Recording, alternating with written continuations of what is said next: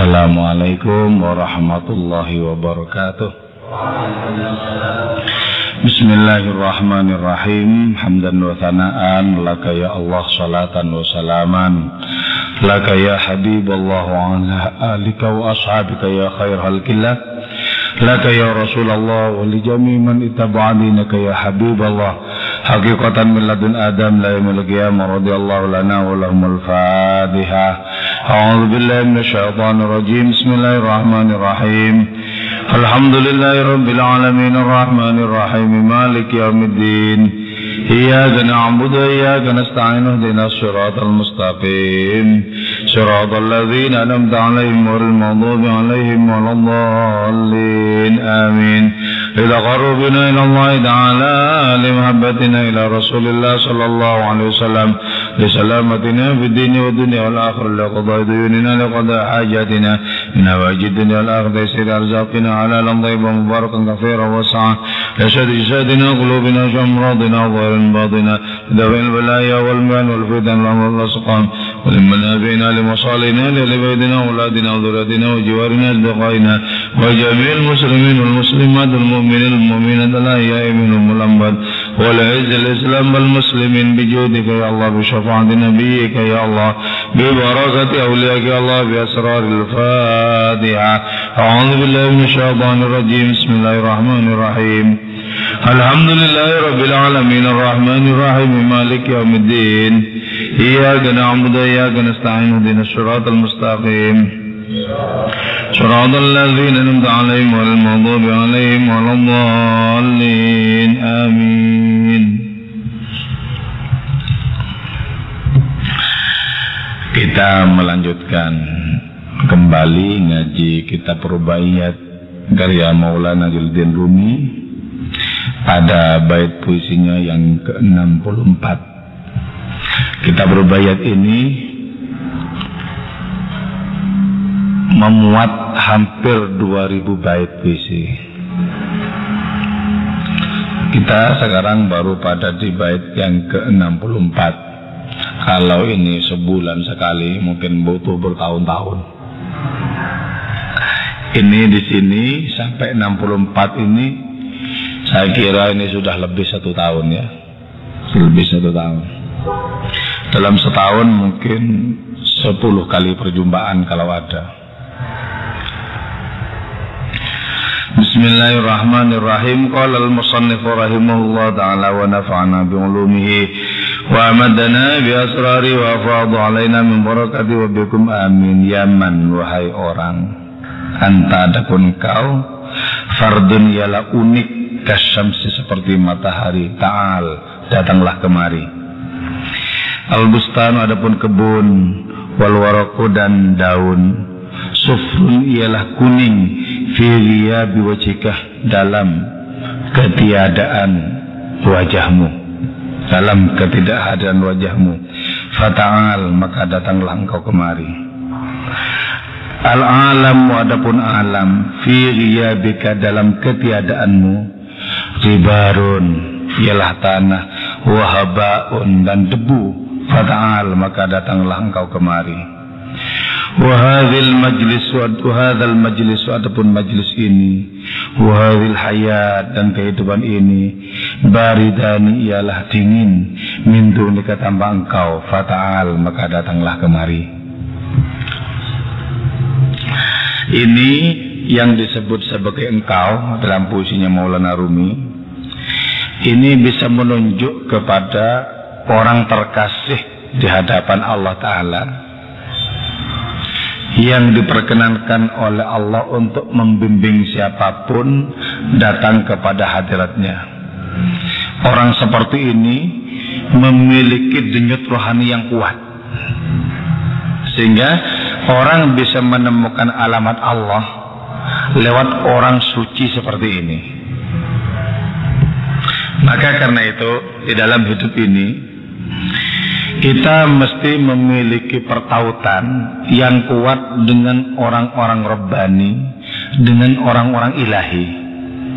Dengan adanya pertautan seperti itu, kita bisa merasakan betapa Allah yang kita tuju itu menjadi sangat nyata. Makanya di sini disebutkan, wahai engkau yang unik seperti matahari, datanglah kemari. Ini sesungguhnya merupakan satu bentuk permohonan, ya. Bentuk permohonan. Cuma ketika permohonan itu meluncur dari degup cinta seseorang, maka nadanya itu seperti perintah, datanglah kemari, gitu ya. Seperti Hamal Fakil Al-Laghari dalam kitab Risalu menyatakan bahwa Mustafa, wahai engkau yang dipilih oleh Tuhan, bersikap lembutlah kepadaku, seperti bernada perintah. Sebab dalam dunia cinta itu hierarki itu menjadi lenyap, terhapus. Hubungan struktural atas bawah lenyap, menjadi kesepadanan. Nah, karena kalimat ini muncul dari genangan cinta seseorang, maka kelihatannya permohonan doa itu kelihatannya seperti bernada perintah. Wahai engkau yang unik laksana matahari, datanglah kemari. Ini menunjukkan bahwa hidup seorang pecinta hanya bermakna ketika ada kenikmatan kekasih di situ. Seorang pecinta tanpa kehadiran kekasih, hidupnya menjadi linglung. Jadi orang-orang biasanya yang mau jatuh cinta secara kukuh kepada Allah itu biasanya di malam hari mondar-mandir motor, kegelisahan yang tidak terkira menggebuk dirinya. Itu orang biasanya mau masuk dalam wilayah ketuhanan secara inherent, mau masuk dalam wilayah keilahian dengan penuh cinta. Jadi seperti orang bingung, mondar-mandir, matanya dipejamkan, tak kunjung juga tidur itu bisa datang. Tidur itu bisa datang. Ternyata tidur itu merupakan sesuatu yang sulit bagi orang yang sudah merasakan kegelisahan cinta. Sulit. Jadi karena itu, kalau kita mesti nyenyak tidur di malam hari, itu tanda-tanda belum mendapatkan api dan bara cinta. Masih nyenyak, kan? Padahal kalau orang sudah mulai berdegup batinnya dengan nada cinta itu, dikit-dikit bangun. Sangkaannya kepada kekasih yang datang itu terus menerus muncul. Jangan-jangan itu kekasihku datang. Nah, ketika seperti itu, maka orang ini mengatakan, wahai engkau yang unik laksana matahari, datang kemari. Cintaku ini hanya bisa diobati oleh perjumpaan denganmu. Datang kemari. Nah, ini bentuk keberagamaan yang sudah mencapai greget. Jadi keberagamannya itu wujudnya adalah greget cinta. Jadi karena itu fokusnya sudah mulai semakin runcing, semakin tajam kepada Allah Ta'ala. Kepada yang lain-lain sudah mulai tidak menggubris. Fokus kepada Allah Ta'ala. Al-bistanu wal waraku sufrun fi ghiyabi wajhika.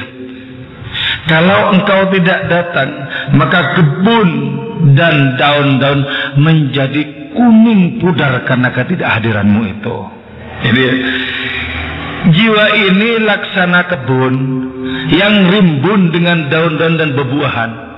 Tapi jika engkau tidak datang, kebun ini berubah menjadi kuning pucat, mau mati rasanya. Jadi betapa hati sepenuh-penuhnya ditambatkan kepada Allah. Hati pecinta itu ditambatkan kepada Allah Ta'ala. Tolong ya Allah, tolong. Engkau memang meliputi segala sesuatu. Tapi kalau hatiku tak merasakan engkau meliputi segala sesuatu, betapa sama saja engkau dengan tidak hadir ke sini. Jadi kekuatan rasa terhadap kehadiran Allah Subhanahu wa Ta'ala yang bisa menjadikan hati seorang berubah menjadi kebun yang rimbun dengan daun-daun, rimbun dengan buah-buahan yang sangat lezat. Datang. Jadi selama beberapa bait ini Maulana Rumi itu mengakhiri puisinya dengan ta'al, datang kemari. Muncul sebagai nada mengemis yang dari saking pedihnya seperti lengkingan penderitaan. Datang kemari. Coba kita bayangkan model keberagaman seperti itu ya. Betapa orang hanya senantiasa merasakan hidupnya cuman punya satu arah, yaitu arah yang tertuju kepada wajah Allah. Satu arah ya. Jadi selamat tinggal berbagai macam arah yang sudah pernah mencabik-cabik hidupku. Selamat tinggal. Selamat datang satu arah di mana aku fokus kepada wajahmu. Jadi keberagaman seperti itu, kelezatannya tidak bisa diungkapkan dengan kata-kata. Bahkan kata-kata Maulana Rumi sendiri dalam puisinya hanyalah secuil dari apa yang dialami oleh beliau. Jadi kata-kata ini begitu terbatas, tapi juga berkabar tentang samudra raya yang tidak ada pantainya. Kata-kata ini terbatas, tapi juga berkabar tentang cakrawala yang tidak ada tepinya. Pengalaman keilahian yang sungguh membahana dalam diri seorang pecinta. Alam ini ya ilahi, alam ini tanpa kehadiranmu, tanpa aku rasakan bahwa engkau senantiasa hadir di hadapanku, alam ini tak lebih dari tanah yang kering dan debu-debu yang berterbangan. Apa artinya bagiku? Seluruh semesta raya diberikan kepadaku, kemegahan dunia diberikan kepadaku, kemegahan akhirat diberikan kepadaku. Kutolak tanpa aku saksikan wajahmu di hadapanku. Jadi segala sesuatu sudah tidak mempan merayu seorang pecinta ilahi. Gak mempan ya. Kalau sudah tidak mempan segala rayuan dunia dan akhirat sekalipun, maka orang ini melampaui baik dunia maupun di akhirat. Melampaui. Dialah pangeran kehidupan yang langkah-langkahnya sesungguhnya berlangsung di angkasa. Hanya secuil tubuhnya dititipan di bumi yang ringkih ini. Kayak gitu tuh, itu sudah menjadi maskot kehidupan. Jadi ketika orang sudah terbebaskan dari kotoran dua dunia, dunia ini dan akhirat nanti, maka orang ini akan melampaui segala-galanya. Apakah kotoran dunia? Segala tipuan, segala rayuan di dunia ini adalah kotoran dunia. Apakah kotoran akhirat? Segala bidadari dan kesenangan yang membuat orang terpikat. Kotoran akhirat. Bebaskan diri ini dari kotoran dua kehidupan dunia dan akhirat, maka akan menjadi kawan kita bagi Allah Subhanahu wa ta'ala. Ini kawan. Sebagaimana Nabi Ibrahim Al-Khalil menjadi kawan bagi Allah, li'annahu yatakhallalu bidzatillah, karena beliau bersenyawa dengan Allah. Takhallalu begini. Bagaimana bisa begitu? Karena seluruh rayuan dunia, rayuan akhirat sudah tidak mempan.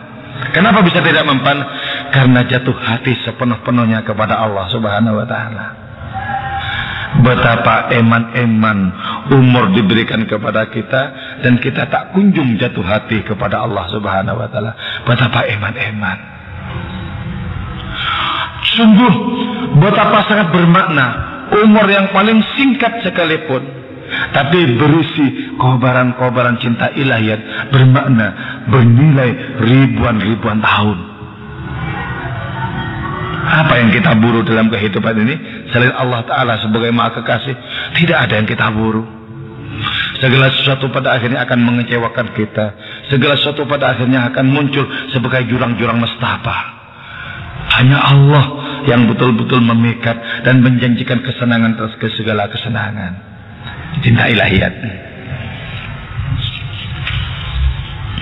Majelis ini, kehidupan ini sungguh dingin, tidak menarik sama sekali tanpa kehadiranmu. Ya, coba kita datang ke pengajian, sholawatan dan lain semacamnya itu, tanpa hati gatuk, dengan Allah dan Rasulnya, hambar itu, hambar. Paling cuma ngintip makanan. Ya itu. Paling cuma mau berjumpa dengan kawan-kawannya seperti reunian. Jadi majlis ini, pengajian atau apapun saja, tanpa hati bertalian dengan Allah dengan Rasulnya, hambar. Tinggalkan saja. Temukan di mana hati kita bertaut kuat dengan Allah dan Rasulnya. Temukan suasana-suasana seperti itu. Temukan. Pasang baik-baik antena rohani dalam diri kita, sehingga gampang nyambung dengan Allah dengan Rasulnya, gampang nyambung. Jadi sekali dimulai langsung connected. Anda kalanya kan majelis-majelis itu ya, dimulai dari awal sampai akhir, baru di detik-detik terakhir baru tergetar. Wah, dari tadi kemana saja loh? Baru tergetar terakhir loh. Tapi kalau hati ini memiliki antena yang bagus, secara spiritual, dimulai dari tawassulan pertama kali langsung langsung kena. Kenapa? Karena antenanya itu sangat kuat, sinyalnya sangat kuat, sinyal rohaninya kuat, langsung nyambung. Seolah-olah tidak datang ke majelis, tapi datang untuk berhadapan-hadapan dengan Allah dan Rasulnya. Majelisnya hilang, yang ada adalah bukawan kehadiran Allah di situ hilang. Jadi itu orang melampaui ruang seperti itu ya. Majlis ini, bahkan kehidupan ini menjadi sangat tidak menarik, menjadi dingin tanpa kehadiranmu. Karena itu ya ilahi, datanglah kemari, datanglah kemari. Orang-orang makrifat mungkin mengatakan, kenapa kau bilang kepada Allah datanglah kemari? Bukankah Allah Ta'ala berada pada segala ruang dan waktu? Kenapa kau bilang datangnya kemari? Orang yang jatuh cinta ini kemudian bilang, memang Allah Ta'ala hadir di mana-mana, tapi belum tentu kau bisa merasakan dengan hatimu itu. Jadi Allah hadir di mana-mana, tapi bisakah kita merasakan bahwa setiap saat kita berada dimanapun saja kita merasakan Allah yang terdekat dengan diri kita? Tidak ada jaminan, tidak ada kepastian.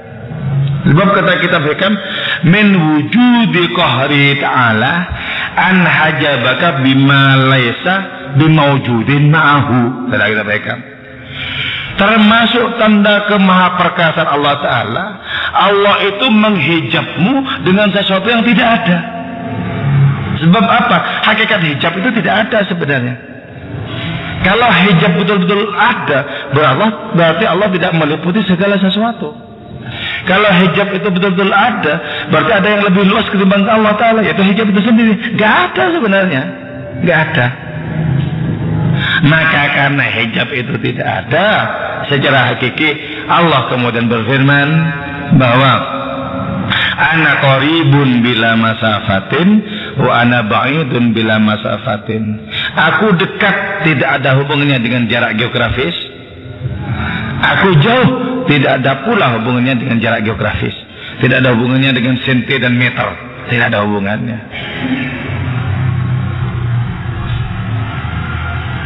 Ya man wa idzat laisa, yang tidak ada syam'u wajhika apa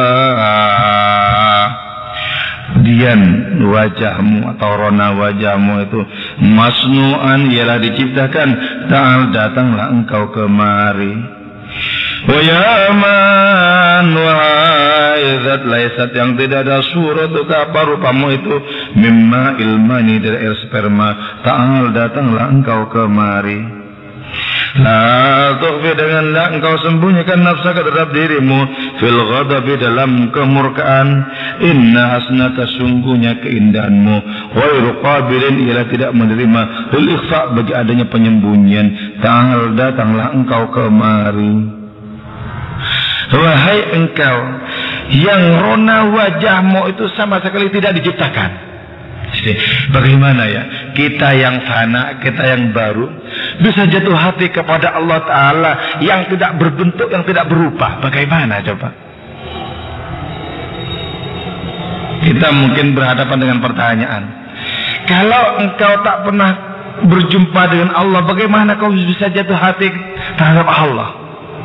Kalau Allah tanpa rupa, tanpa bentuk, bagaimana kau bisa jatuh cinta kepada yang tanpa rupa dan tanpa bentuk?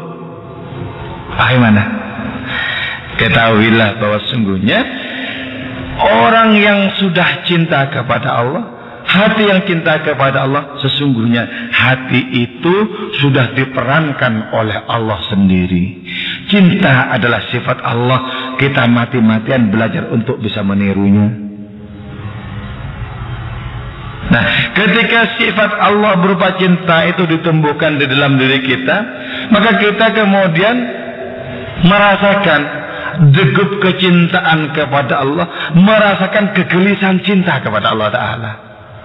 Orang-orang makrifat kemudian bilang, oh, engkau yang sesungguhnya jatuh hati kepada dirimu sendiri, tolong libatkan aku dalam percintaan itu. Di sini Allah lah zat yang maha narsis.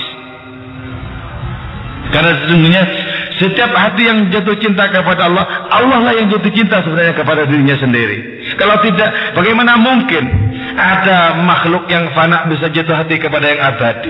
Dalam filsafat logika manapun gak nyambung. Jadi karena itu berbahagialah orang yang jatuh cinta kepada Allah, karena berarti sudah diperankan dirinya oleh Allah, hingga cinta ilahiyat itu seperti bertalu-talu pada dua sisi, pada kekasih dan pada si pecinta, pada pecinta dan pada kekasih, bertalu-talu pada dua sisi. Sesungguhnya dua sisi itu adalah tunggal adanya. Oleh Ibn Arabi kita disarankan untuk menciptakan isti'dad, kesiapan. Kesiapan apa? Kesiapan untuk tumbuhnya benih-benih cinta ilahiyat dalam diri kita. Caranya, kosongkan hasad kepada selain Allah Ta'ala, maka hati kita akan menjadi tanah yang subur, yang bisa ditumbuhi oleh benih-benih cinta ilahiyat. Karena itu jangan mudah tertarik dalam kehidupan ini. Lihat ini tertarik, lihat itu tertarik. Jangan mudah tertarik. Katakan, hatiku hanya akan tertarik kepada Allah kekasihku. Katakan begitu. Jangan gampang tertarik. Orang yang gampang tertarik akan gampang dikecewakan. Jangan gampang tertarik kepada perempuan cantik sekalipun, jangan gampang tertarik. Katakan, hatiku hanya berhak tertarik kepada asal usulnya, yaitu kepada Allah Maha Kekasihku. Adapun kepadamu, itu hanyalah merupakan bayang-bayang yang paling temaram saja. Jangan gampang tertarik. Orang gampang tertarik itu harganya murah. Jadilah laki-laki yang tidak mudah tertarik, nanti akan dikejar oleh perempuan-perempuan yang manis dan cantik. Jangan gampang tertarik. Jual sedikit dengan harga yang agak mahal. Engkau kowai. Nanti lama-lama makin dijauhi, malah bingung sendiri ya. Nggak tanggung jawab kalau menjadi jomblo tua.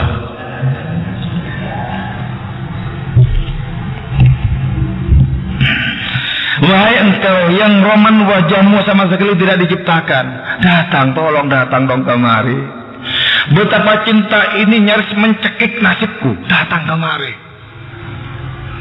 Andaikan engkau tak kunjung datang kemari, andaikan kehadiranmu tak kunjung kurasakan, sungguh ini akan menjadi jurang kehancuranku sendiri.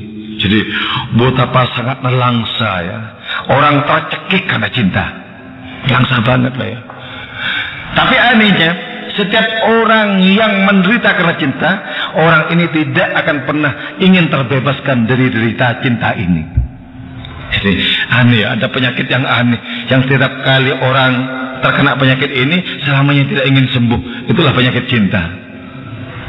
Kata Maulana Abdurrahman Jamil ya, sampai rambutku beruban setua ini, aku masih mengemban, masih berselimutkan cinta yang dulu diajarkan oleh ibu ketika untuk pertama kali aku diajari untuk menetek pada putingnya. Sampai setua ini aku masih berselimutkan cinta. Kelak ketika Azrail datang, semoga aku menghadapnya juga dengan kekuatan-kekuatan cinta. Jadi hidup akan menjadi tersucikan oleh cinta ilahiyat. Hidup menjadi terkotori oleh cinta yang murahan kepada yang lain-lain. Sucikan hidup kita dengan pertama-tama kita mengalami cinta ilahiyat. Kemudian setelah itu sebarkanlah cinta ilahiyat itu kepada sesama dalam kehidupan ini, sehingga kita tidak risau oleh penolakan dan tidak bangga berkecak pinggang dengan penerimaan.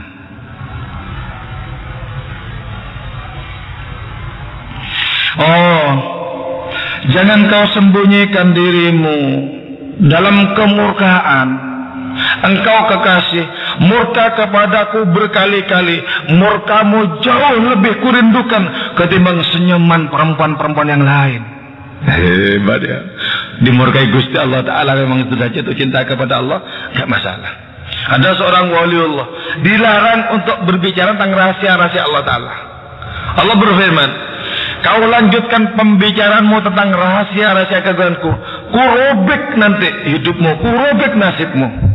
Orang ini bilang, asalkan engkau yang merobek nasibku, oh kekasih, memang sudah kutunggu-tunggu dari dulu. Sebab hancur kena cinta akan tumbuh ribuan kali lagi. Ya. Orang mungkin menyatakan bahwa nasibnya al-halal itu mengerikan. Tapi al-halal ini mengatakan bahwa itulah yang paling indah dalam hidupku, yaitu ketika aku bercinta dengan Allah Ta'ala di tiang gantungan. Bagi orang-orang itu paling mengerikan, bagi al-halal itulah yang paling mendebarkan dalam pengalaman cinta ilahiyat. Sama seperti Nabi Ibrahim ketika dibakar oleh api Namrud, beliau menyatakan tidak ada kenikmatan, keindahan dalam hidupku dibandingkan dengan ketika aku berada di tengah kobaran api Namrud. Tidak ada. Maka kalau orang-orang tidak jatuh cinta itu menghindar dari malapetaka, si pecinta ini justru merindukan datangnya malapetaka. Ya, coba ya, di awal kitab Rubaiyat ini Maulana Rumi sudah menyatakan, in kanat indakumul jur'ah fata'alai. Dia di sini menyatakan,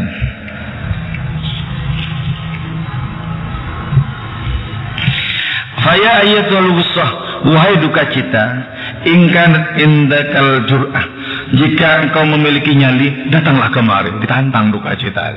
Kenapa? Seorang pecinta sudah bisa menyulap malapetaka menjadi kebun-kebun mawar yang sangat mengagumkan. Sulap. Tidak ada penderitaan kecuali di situ sudah dirubah menjadi kenikmatan. Semakin menderita, semakin nikmat hidupnya. Orang-orang yang tidak tahu menyangka, oh betapa kasihan dia, oh betapa merana hidupnya, oh betapa sangat sengsara nasibnya. Si pecinta bilang, tahu apa mereka tentang saya? Gak paham. Orang yang hanya menyaksikan gelombang tidak akan pernah bisa memberikan penilaian terhadap dalamnya samudra.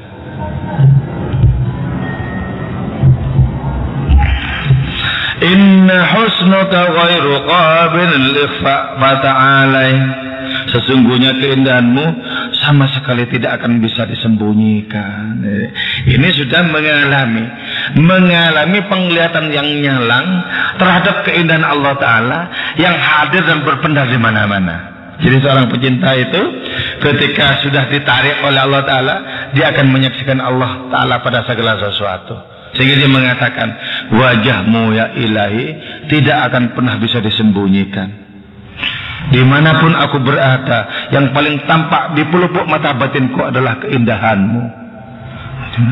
Jadi tidak bisa disembunyikan. Karena itu orang yang sudah merasakan seperti ini, dia mengatakan, kemana itu orang mencari ilahi? Kemana itu orang mencari Tuhan? Bukankah Tuhan berpendar di mana-mana, hadir di mana-mana? Keindahannya memukau hati para pecinta. Kemana mereka itu mencari Tuhan?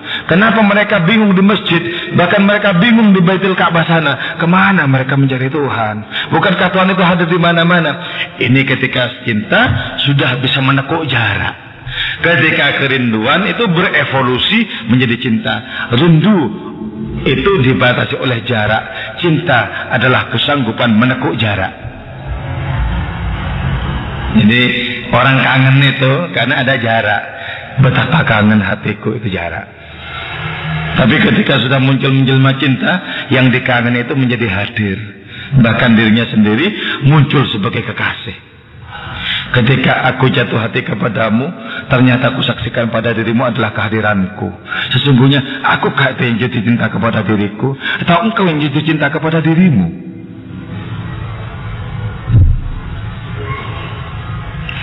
Ayyuhal ma'syuq, wahai engkau yang dicinta, la tuliha, jangan berkeras kepala engkau, ala halaki, atas kehancuranku, ta'al, datanglah engkau kemari. Wahai engkau yang dicinta, wahai kekasih, jangan berkeras kepala untuk menghancurkan nasibku. Tolong dong kemari, tolong dong ke sini. Jadi seorang pecinta itu ulang-alik antara cinta dan kerinduan, cinta kerinduan, cinta kerinduan. Karena Allah Ta'ala seringkali juga mengajak untuk bermain petak umpet. Cinta kerinduan, cinta kerinduan. Sesekali terasa agak jauh, karena itu kemudian muncul kerinduannya. Sekali dekat, kemudian sangat menggelora cintanya. Itu rahasia ya. Kenapa Allah menyebut dirinya dalam Al-Quran dengan kata-kata huwa, dia. Huwallahu alladzi la ilaha illahu. Juga Allah Ta'ala menyebut dirinya sebagai engkau. Iyyaka na'budu wa iyyaka nasta'in. Juga Allah Ta'ala menyebut dirinya sebagai ana. La ilaha illa ana fattakun, dan semacamnya. Itu apa rahasianya? Itu cara Allah Ta'ala bermain-main dengan menciptakan jarak yang sesungguhnya tidak ada.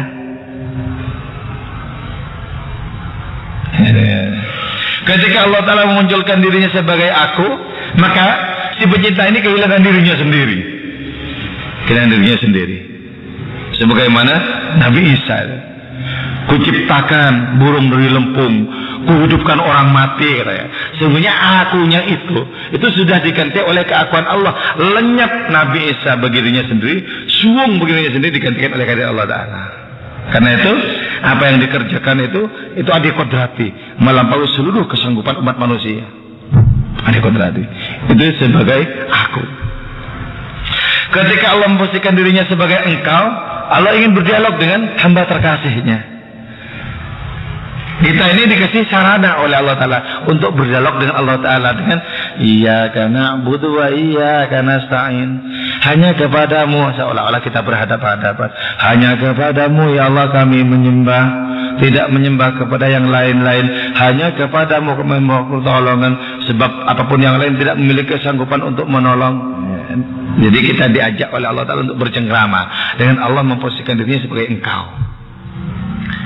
Ketika Allah memposisikan dirinya sebagai huwa, sebagai dia, Allah mengajarkan kepada kita bagaimana hati ini bisa memunculkan gejolak kerinduan. Rindu hati kepadamu, rindu hati kepadamu. Jadi Allah memainkan peranan-peranan dhamir seperti itu untuk apa? Untuk melatih seberapa rasa tertarik para pecinta kepada Allah Ta'ala, dilatih. Kadang Allah menyebut nabinya itu sebagai engkau. Kadang Allah menyebut nabinya sebagai dia. Abasa wa tawalla an ja'ahul a'ma wa ma yudrika la'allahu yazakka aw yazakkaru fatanfa'u dzikra. Allah memposisikan nabinya sebagai dia. Sebagai dia. Di tempat yang lain Allah memposisikan nabinya sebagai engkau. Alam nashrah laka sadrak wa wada'na anka wizrak alladhi anqadha dhahrak wa rafa'na laka dhikrak fa inna ma'al usri yusran inna ma'al usri yusra fa idza faraghta fansab wa ila rabbika farghab.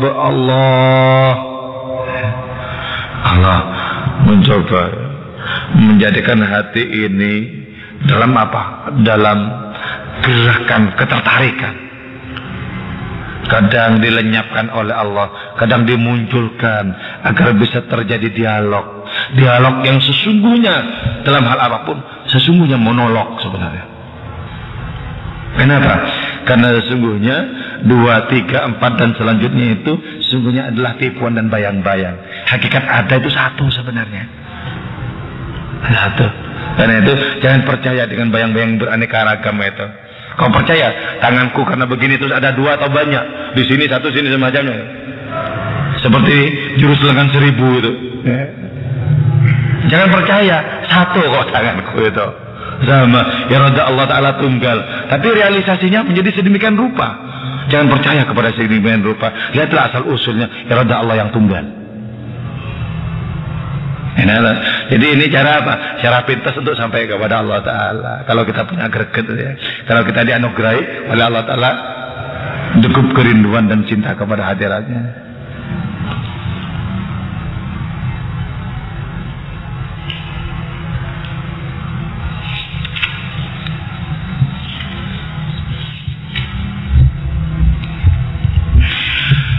Al-launul ladzi ta'rifu isna'u ta'ala.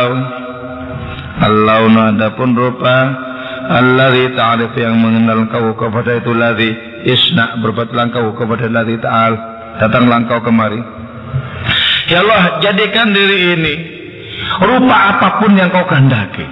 Jadi ya, kalau Allah Ta'ala berkehendak itu, maka kehendak itulah yang harus diikuti. Karena itu ya, kalau nifari itu menerima firman Allah Ta'ala begini, nifari itu, ketika aku berkehendak kepadamu untuk menarikmu kepadaku, kau jangan memandang ajaran-ajaranku kepadamu, tapi lihatlah kehendakku, ikuti kehendakku itu. Ya, maka kita bisa menyaksikan warna-warna watak para nabi, para wali. Kan banyak sekali macam-macamnya watak kewalian, watak kenabian itu kan. Nah, itu wujud kehendaknya. Wujud kehendaknya. Artinya apa? Gak mungkin Nabi Musa bisa berpenampilan Nabi Isa. Gak mungkin. Sebagaimana juga Nabi Isa tidak mungkin bisa berpenampilan Nabi Musa. Kenapa? Karena kehendak Allah Ta'ala menciptakan warna dan corak rohani seperti itu. Seperti itu. Itulah sebabnya kita berguru kepada para wali, kepada para nabi, bukan untuk menjadi mereka, tapi untuk mengukuhkan menjadi diri sendiri sebagaimana yang dikehendaki oleh Allah Subhanahu wa Ta'ala. Jadi bagaimana kita bisa merasakan? Rasakanlah tarikan-tarikan rohani ilahiyat. Kita ditarik kemana? Akan ditentukan oleh Allah Ta'ala menjadi seperti warna apa rohani kita. Rasakan. Nah, ketika sudah bisa merasakan, kita akan diberikan oleh Allah Ta'ala jalan lempang untuk menuju warna rohani yang Allah Ta'ala kehendaki.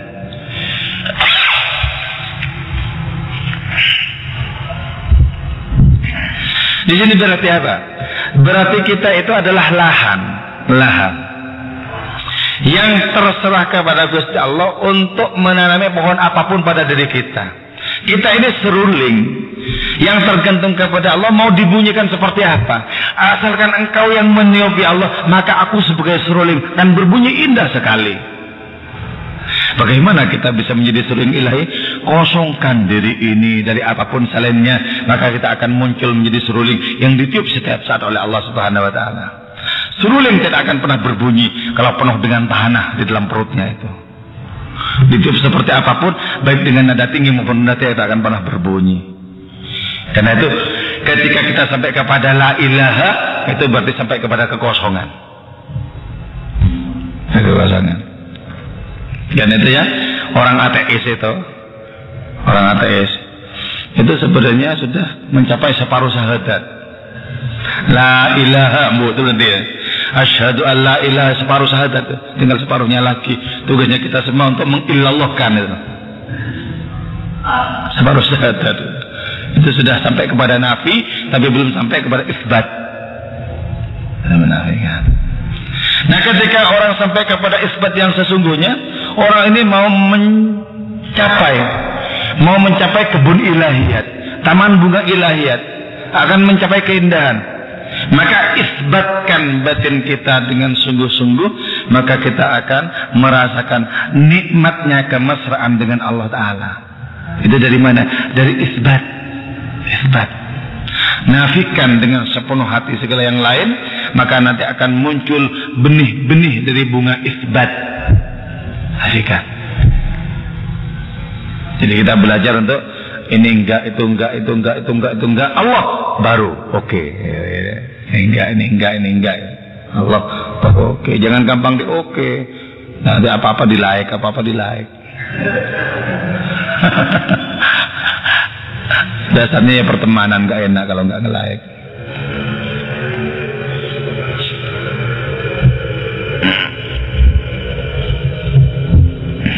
Ya man alam tal makro likulli rahin. Wah, ini makin ngeri Maulana Rumi. Wahai engkau alam yang mengajarkan engkau al makro kepada tipu daya likulli rahin bagi setiap roh. Isna berbuatlah engkau makro kepada tipu daya. Wahai dan yang satu li bagiku. Watal dan datanglah kemari. Wahai engkau gembong dari tipu daya, tolong dong tipu aku. Allah menyebutkan dirinya dalam Al-Quran, wa makaru wa makarallah wa huwa khairul makirin. Mereka buat tipu daya, Allah juga bikin tipu daya. Allah itu adalah zat sebaik-baik pencipta tipu daya. Tidak. Maka di sini kata Maulana Rumi, oh engkau yang sudah mengajarkan tipu daya kepada setiap roh. Gitu ya. Jangan kita berpegang kepada apa yang kita temukan. Contohnya begini. Dulu awal-awal saya ngisi pengajian di Keraton tahun-tahun 2006, 2007 itu ya. Masuk di Manakiban. Masuk di Manakiban itu mencoba connect dengan Rasulullah, dengan Syekh Abdul Qadir langsung enak. Maka saya pegang. Oh, cara untuk connect begini. Tak ini besok malam. Ya. Ketika saya sudah siap-siap untuk konek, nggak konek. Wah, ini dari arah mana sebenarnya datang? Padahal corak yang seperti kemarin sudah saya ingat betul. Bagaimana hati bisa konek? Ketika mau diulangi tidak terjadi ternyata. Wah, ini mulai berpikir. Pertama, ini kuasamu pasti ya Allah, kuasamu. Dan kau terlampau agung untuk bisa ku atur-atur dengan rencanaku.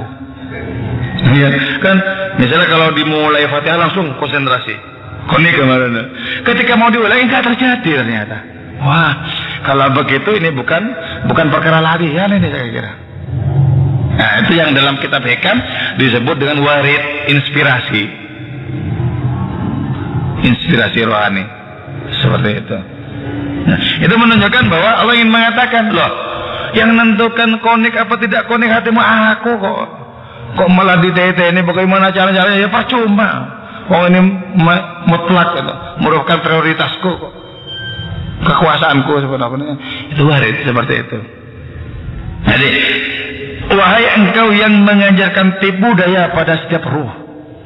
Ini karena itu ya, ketika orang bersandar kepada spiritualitas dirinya, maka bersiap-siaplah untuk dipermalukan di hadapan Allah Ta'ala.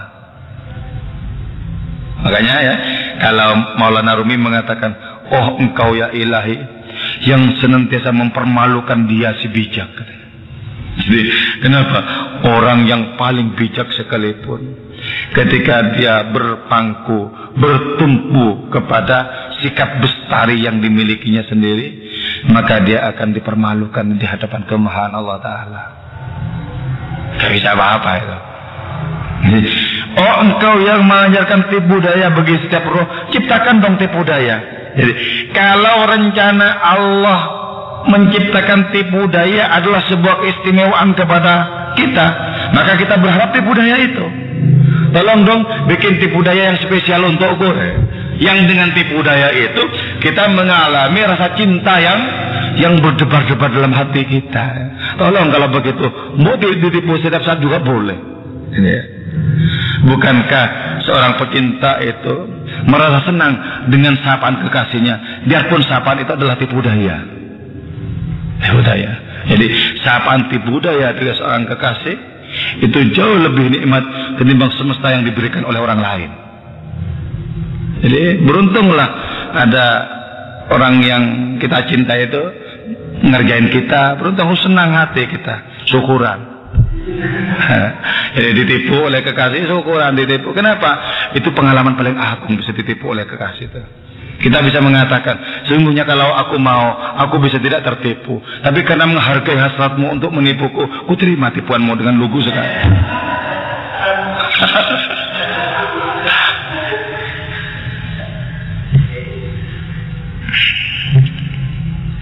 Wa makaru wa makarallah wa khairul makirin. Ciptakan dong tipu daya, datanglah kemari. Nah, Ini yang menjadi landasan Maulana Rumi. Ya ilahi, kejamlah kepadaku, kejamlah kepadaku. Karena seluruh kekejamanmu hakikatnya adalah kelembutan semata. Tolong dong, kejam dong, kejam. Ini yang membuat Rabi Adawiyah itu memiliki hasrat yang kuat terhadap bencana. Jadi kalau beliau tidak mendapatkan musibah itu, bilang, ya Allah, apakah engkau sudah tidak cinta lagi kepadaku hingga kau tidak mengirim hadiah berupa bencana? Coba kalau kau berani tiru doa ini, tiru coba, tiru sekalian biar sempurna penderitaan. Nggak berani, kenapa? Kesannya ngeri. Padahal ketika Allah yang megang sesuatu yang ngeri itu hilang ngerinya loh.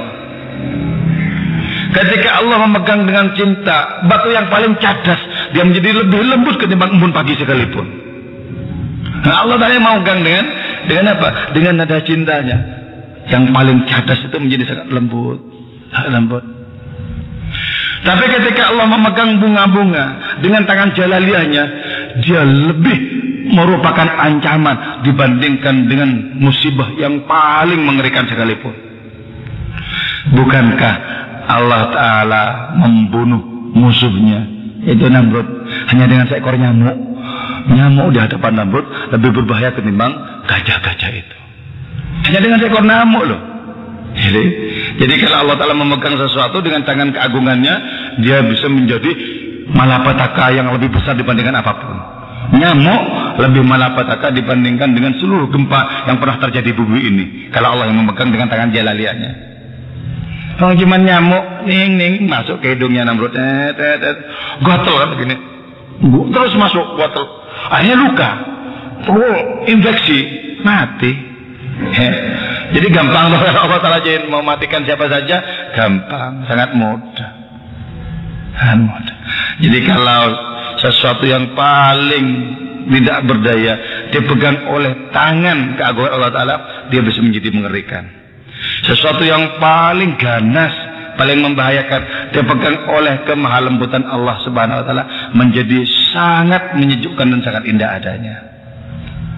Karena itu ketika Rumi mengatakan kejamlah kepadaku karena kekejamanmu adalah kelembutan belaka, maksudnya kejamlah kepadaku dengan tangan keindahanmu itu. Kalau betul-betul kejam dengan tangan keagungan, mampuslah, mampus. Jadi sebab dalam cinta itu logika memampuskan tidak ada. Kalau dalam cinta seluruh penderitaan itu sungguhnya dalam rangka menumbuh kembangkan cinta itu sendiri. Karena itu penderitaan-penderitaan dalam cinta itu adalah bunga-bunga dalam kehidupan yang nyata sebenarnya. Maka latih dulu dengan merana, ditolak perempuan, dilatih dulu. Seperti apa sakitnya pengingkaran, dilatih dulu. Kelak kau akan merasa nanti suatu masa gimana? Kalau kau merasa betapa sakitnya hati kecewa karena cinta. Tapi kan ini kan perkara sakit, tapi kok enak dinyanyikan gitu ya. Daun keladi. Ada yang bawa gitar, aku mau nyanyi daun keladi.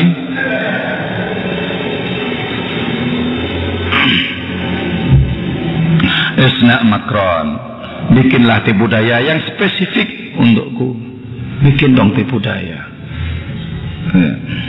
Caranya gimana sebenarnya? Allah menciptakan kekuatan pada batin seorang pecinta yang kira-kira sanggup menahan terpaan dan hantaman penderitaan. Hanya sebelumnya sudah dibikin kuat oleh Allah Ta'ala. Kalau nggak dibikin kuat, sekali tinju ambruk kan? Memang sengaja dibikin kuat. Untuk apa? Untuk bisa bercinta dengan kadar yang paling kasar. Jadi kalau orang memiliki kesanggupan untuk menahan penderitaan cinta, bercinta semakin kasar itu makin mengasihkan. Ya, kalau masih pasangan muda-muda itu suka yang kasar. Tapi kalau yang tua-tua jangan kecetit nanti. Jangan ikut-ikut. Tes. Ayo siapa yang bisa? Ayo. Ikan.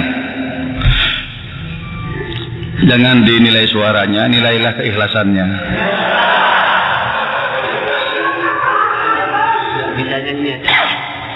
Ibarat.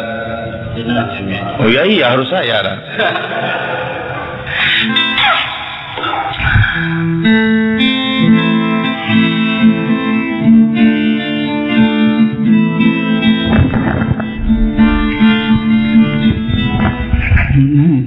Ya. Asal aja juga nggak ada yang tahu.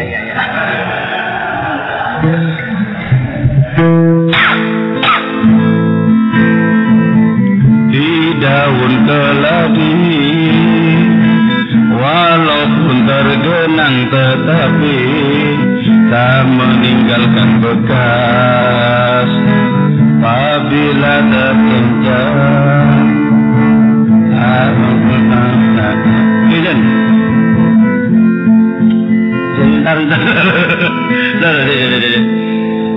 liriknya kok lupa. Tapi pasti ingat dong, ingatan saya bagus kok.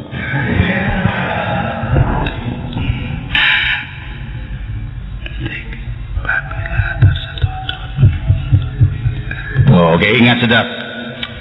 Ibarat air di daun keladi, walaupun tergenang tetapi tak meninggalkan bekas. Apabila tersentuh, daunnya pun bergoyang, air pun tertumpah tercurah, habis tak tinggal lagi. Begitu pula cintamu padaku, cinta hanya separuh hati, kau buang kembali. Nanti di suatu masa kau juga kan merasa betapa pedihnya hati kecewa karena cinta.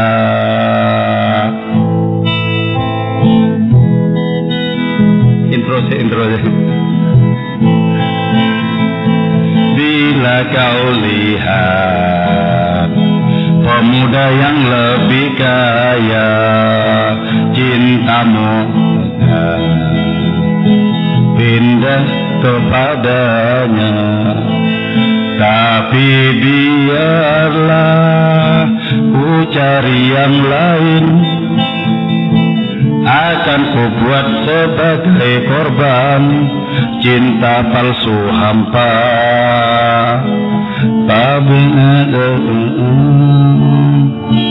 Kau juga kan merasa pedihnya hati kecewa karena cinta. Ini loh, kalau nyanyian terlalu dihayati malah lagunya itu ya cara-cara berapologi sebagaimana dulu ketika mahasiswa ya. Ya, jam dulu sampai tahu diperlukan nanti.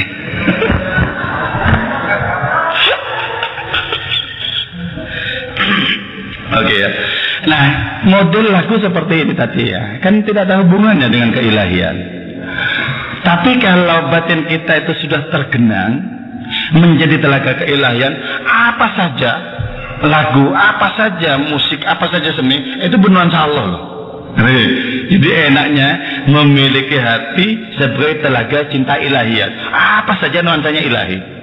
Padahal ini kan, ini cinta manusiawi yang orang yang pernah mengalami patah hati loh. Nanti di suatu masa kau juga akan merasakan itu. Jadi sebenarnya merupakan sebentuk kutukan sebenarnya.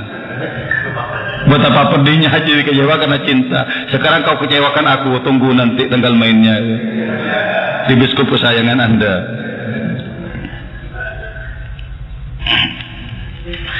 Nah, ketika hati ini sudah menjadi genangan telaga cinta ilahiyat itu, apa saja menjadi nikmat. Maka dalam konteks yang seperti ini, Maulana Rumi mengatakan, bikin dong tipu daya khusus spesifik untukku, bikin dong tipu daya. Bukankah aku ini adalah pecintamu? Bukankah aku ini juga adalah kekasihmu?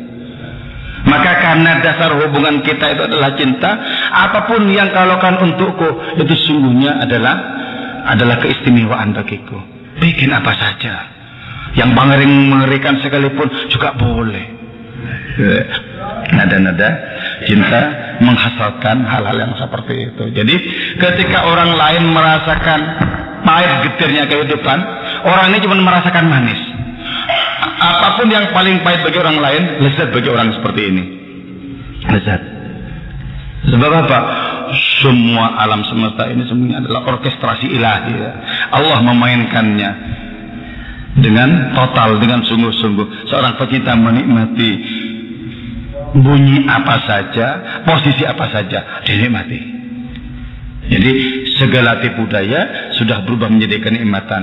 Sebenarnya namanya sudah bukan tipu daya lagi sebenarnya kalau sudah begitu. Sebab tipu daya itu memiliki potensi untuk apa? Untuk menipu, untuk memalingkan seseorang. Ini sudah tidak bisa ditipu lagi. Jadi karena tidak bisa ditipu lagi, sesungguhnya bukan tipu daya lagi. Karena tidak bisa merasakan penderitaan, sesungguhnya bukan musibah lagi sebenarnya. Jadi berarti orang cinta kepada Allah Ta'ala itu menjadikan batinnya itu sangat luas untuk menampung apa saja sebagai kenikmatan. Maka di bait yang berikutnya ini, ya khudrata kulli syajarin bustanin usbin, wahai hijau segala pohon, wahai hijau segala kebun, wahai hijau segala rumput, ya sa'adati wa iqbali, wahai kesenanganku, wahai tujuanku, wahai keagunganku, datang kemari. Ya Allah, Engkaulah hijau kebunku, Engkaulah hijau setiap pohonku, Engkaulah hijau rumputku, Engkau kebahagiaanku, Engkau ruhku, Engkau segalaku. Ku panggil Engkau dengan sebutan apa saja, itu kena kepada Engkau ya Ilahi. Ketika aku menyebut rumput, yang tertuju semuanya adalah Engkau dalam sebutan itu. Ketika aku memanggil angin, semuanya Engkaulah yang kupanggil. Karena Engkau sudah berubah menjelma segala sesuatu. Engkau segala-galanya, dan segala-galanya adalah Engkau. Betapa segala-galanya Engkau, betapa Engkau segala-galanya. Jadi sudah menjelma keilahian semata-mata, menjelma kenikmatan. Ya manil khulwatu was-sama' wal ikhlas war riya. Wahai Engkau di mana kesendirian, di mana musik, keikhlasan, dan bahkan riak sekalipun, semua ini tidak ada artinya tanpa kehadiranmu. Semua ini omong kosong tanpa kehadiranmu. Maka disebutkan ya, riaknya orang makrifat itu lebih mulia, lebih tinggi derajatnya dibandingkan dengan ikhlasnya orang awam. Padahal riak, orang makrifat itu riak, itu lebih bermutu loh. Orang makrifat itu mendengar aja itu lebih mulia ketimbang la ilaha illallah, la ilaha illallah. Kenapa? Oh, seluruhnya sudah serba Gusti Allah kok. Apa tujuan ridhonya Allah? Ketika dia bersiul di pagi hari, apa tujuannya Allah? Andaikan tidak Engkau temani, tidak akan muncul siulanku yang indah ini ya Ilahi. Allah semuanya sudah Gusti Allah semuanya. Dia bercanda dengan orang-orang, dia dikira sedang berhadapan dengan orang. Tidak, dia berhadapan dengan Allah Ta'ala dan merupa orang-orang. Ini saksikan kita Allah Ta'ala. Ya. Ada yang mau ditanyakan?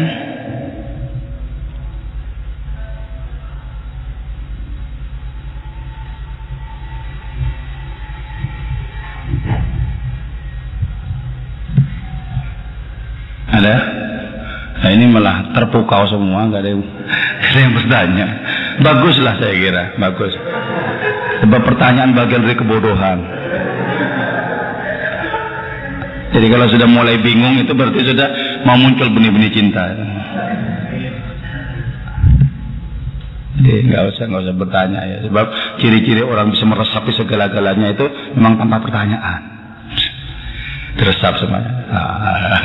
Apa yang mau ditanyakan?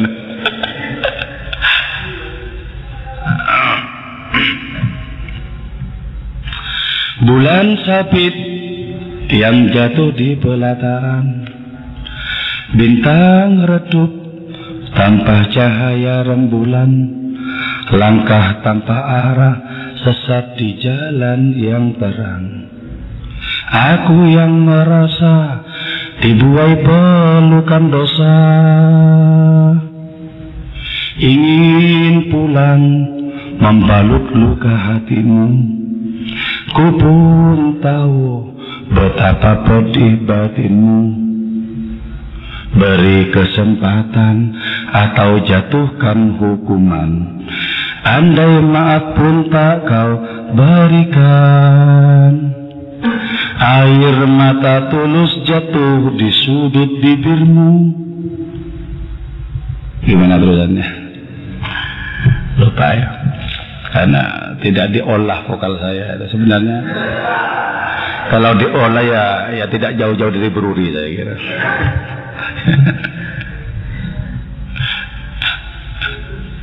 Ya gimana?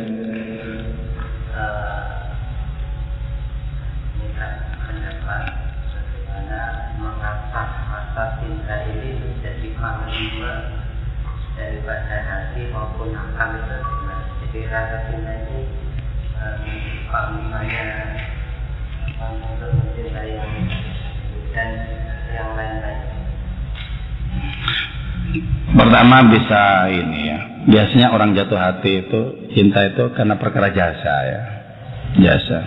Kenapa banyak laki-laki jatuh cinta kepada perempuan? Karena perempuan yang cantik itu sudah berjasa membuat dia terpukau.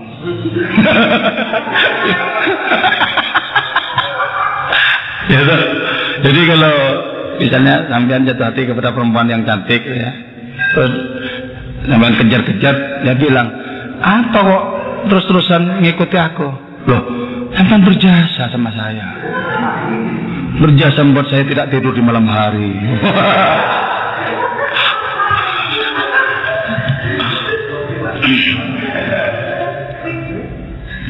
Sabda Nabi itu, jubilatil qulub ila ihsani man ahsana ilaiha. Hati itu dicetak untuk berbuat baik kepada orang yang berbuat baik kepada hati itu. Jadi yang paling banyak jasa dalam hidup kita ya Gusti Allah lah pasti. Dan Gusti Allah tidak mengharapkan apapun dari diri kita. Jangan dikira sembah sujud kita membuat Allah itu bahagia. Enggak ada hubungannya. Orang paten.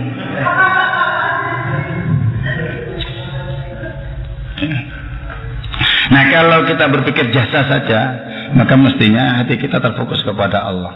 Allah lah yang telah membuat kita ada dari sebelumnya tidak ada. Allah yang telah menjadikan kita ini hidup sehingga kita bangsa mengalami hal-hal dalam kehidupan ini banyak sekali. Allah telah mendidik kita sehingga ada ilmu pengetahuan dalam hidup dan seterusnya. Jasa semuanya. Dan dari jasa itu kemudian kita belajar untuk jatuh hati. Terus juga cara untuk menumbuhkan itu ya, pangkas di dalam hati kita kecintaan kepada yang lain, dipangkas. Tapi karena memang Gusti Allah itu mutlak gitu ya, kadang-kadang juga Allah menumbuhkan cinta seorang kepada hadratnya lewat cinta orang ini kepada yang lain-lain dulu. Karena itu ya, nggak apa-apa jatuh hati kepada makhluk sebagai training, sebagai latihan. Nggak apa-apa kecewa dan lain sebagainya, nggak apa-apa. Siapa tahu itu akan mengangkat nanti martabat seseorang. Jadi ada seorang pelukis ya, diceritakan oleh Kiai Haji Muhammad Zuhri.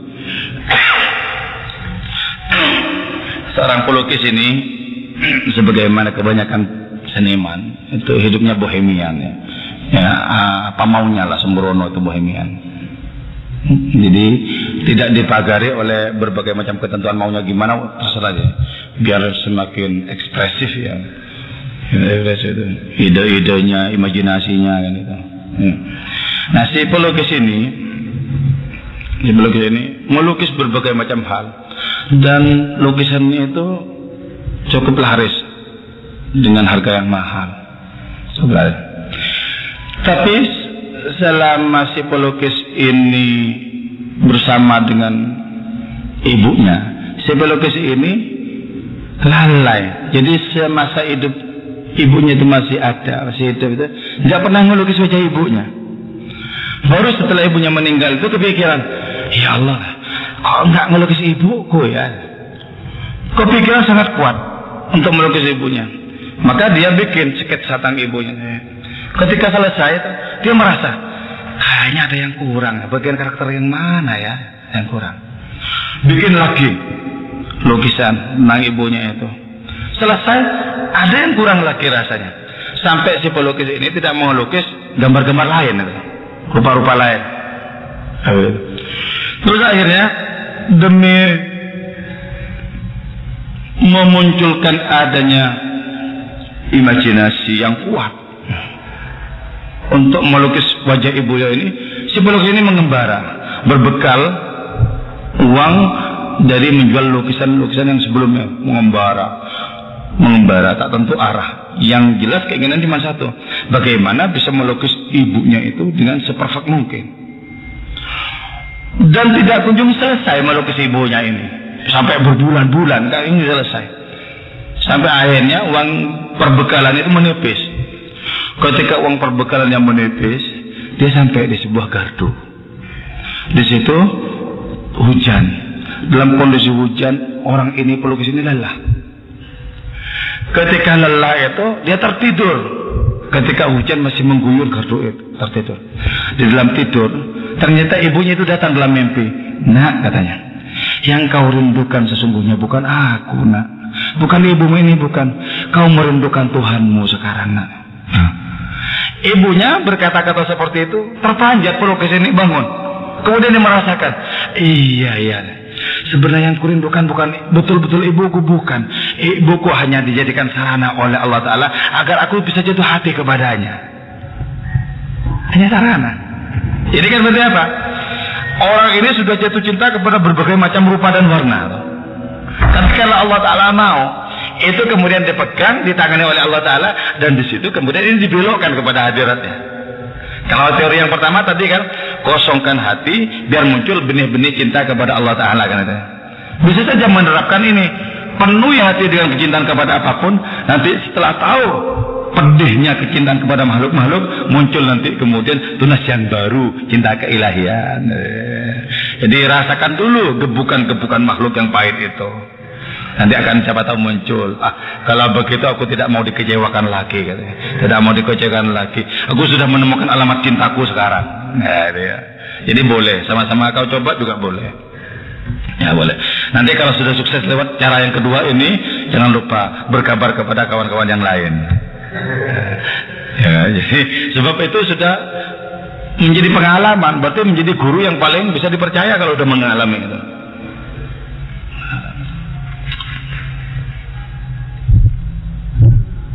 Jadi ya, tidak hanya hal-hal yang positif, ya, tidak hanya positif, tarian, keikhlasan, riak sekalipun, nggak ada gunanya, omong kosong tanpa kehadiranmu. Karena itu orang yang hidup tanpa merasakan Allah, sesungguhnya langkah-langkah hidupnya itu hambar sebenarnya, hambar. Sampai berapa lama kita gembalakan diri di padang kehambaran? Sampai berapa lama? Cepat-cepatlah untuk merasakan dahaga yang purba, haus yang sangat tak terkira-kira, sehingga muncul benih-benih cinta kepada hadiratnya. Hausku adalah haus engkau, laparku adalah lapar engkau ya ilahi. Munculkan. Ketika betul-betul merasakan, nanti akan datang firman dari Allah Subhanahu wa Ta'ala berupa ilham. Absyir bimuwafaqatin nabiyyin. Bergembiralah, selamat datang di dunia para nabi dan para wali. Orang-orang yang berdegup batin mereka karena cinta kepada Allah Ta'ala. Selamat datang. Asik itu. Seluruh penderitaan nyingkir itu. Karena itu kemudian kita menjadi paham sekarang kenapa Rumi menentang penderitaan untuk datang. Karena sudah seluruh hatinya berubah menjadi cinta ilahiyat. Para sufi itu jangankan cuma penderitaan dunia, neraka ditentang sama para sufi. Ditentang. Ayo kalau mau bakar aku, yuk tahan-tahanan. Kau yang kalah apa aku yang kalah? Ya? Nerakanya yang kalah. Neraka itu bisa padam dengan satu tetes air mata yang jatuh dari hati yang jatuh cinta kepada Allah Ta'ala. Padam nerakanya. Kita baca dalam hadis ketika Nabi bersama rombongan lewat, apa kata nerakanya? Tolong dong cepat kalau lama-lama di atasku aku mati. Cepat. Kalah kok. Kalah neraka ya Allah. Ini nasnya jelas. Sahih. Kalah nerakanya. Nah kalau neraka yang di akhirat saja kalah, apalagi cuma neraka dunia, sepele loh. Sepele. Kenapa orang-orang pusing? Kenapa stres? Kan? Karena tidak merasakan degup cinta ilahiyah. Stres. Jadi orang-orang stres itu orang-orang yang jauh dari Allah Ta'ala itu. Mana ada seorang waliullah stres? Nggak pernah ada. Coba ciptakan, coba cari di mana-mana, bikin investigasi, nggak mungkin ketemu. Orang-orang dekat kepada Allah kok stres? Ya, orang dekat kepada Allah itu pencipta kebahagiaan. Di mana-mana yang dijajakan kebahagiaan, penderitaannya disembunyikan dalam batinnya. Orang lain tidak usah tahu penderitaannya, tapi kebahagiaannya dibagi-bagi. Kalau orang awam, penderitaannya yang dibagi-bagi. Terus kebahagiaannya disimpan sendiri. Ya.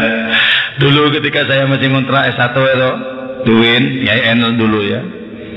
Nah, kan satu rumah tuh ngontrak bersama anak-anak ngontrak. Nanti kalau teman-teman itu ada yang dapat kiriman, hilang dia, hilang. Jadi ciri-ciri yang dapat kiriman hilang. Nah, nanti kalau sudah habis kumpul lagi sama ini, sama gerombolannya, kumpul lagi.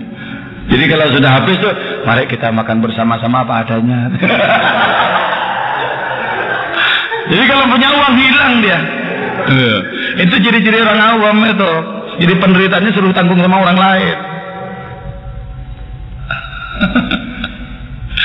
Malah ada yang lebih parah lagi kan. Saya bilang, alhamdulillah Pak. Dulu kan, ketika masih surat dan telepon adanya ya, belum seperti sekarang. Alhamdulillah sekarang saya tidak usah dikirim kan.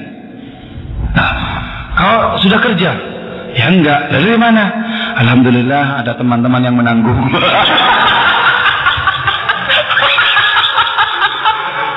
Wah berbahaya. Dikira udah kerja.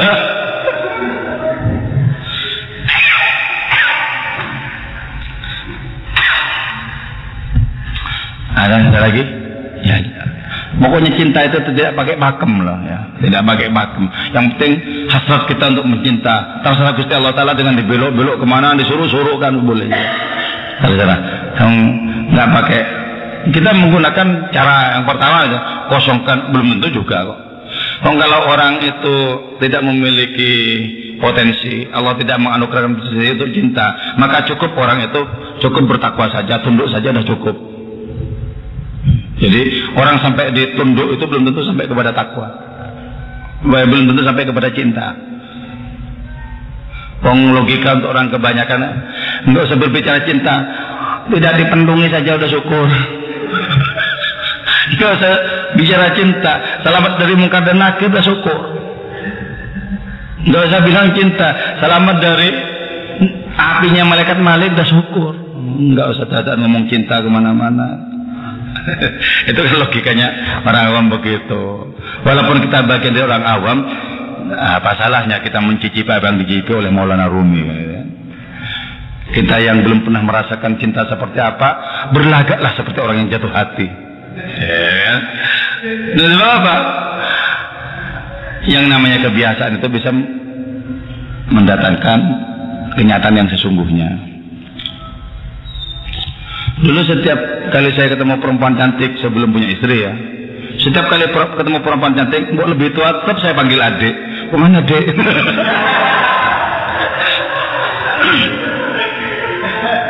Kalau nggak cantik ya panggil namanya. Oh kemana? Nur. Nah ya kan, ini kan salah satu bentuk jurus saja. Gitu. Ya boleh ditiru, boleh saya ijazahkan.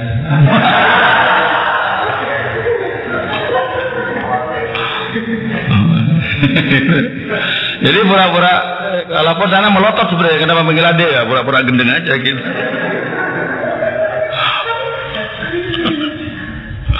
Nah ini bisa dijadikan taktik kepada Allah. Walaupun kita belum jatuh hati kepada Allah, bilang, oh Allah Maha Kekasih, oh Allah Maha Kekasih.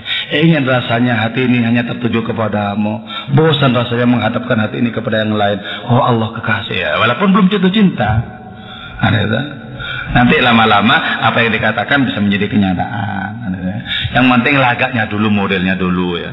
Perkara kenyataannya bisa datang kemudian. Kalau tak kunjung datang, itulah penderitaan yang sempurna. Ada lagi yang bertanya? Nggak ada ya? Alhamdulillah, moga-moga manfaat barakah. Amin ya rabbal alamin. Assalamualaikum warahmatullahi wabarakatuh.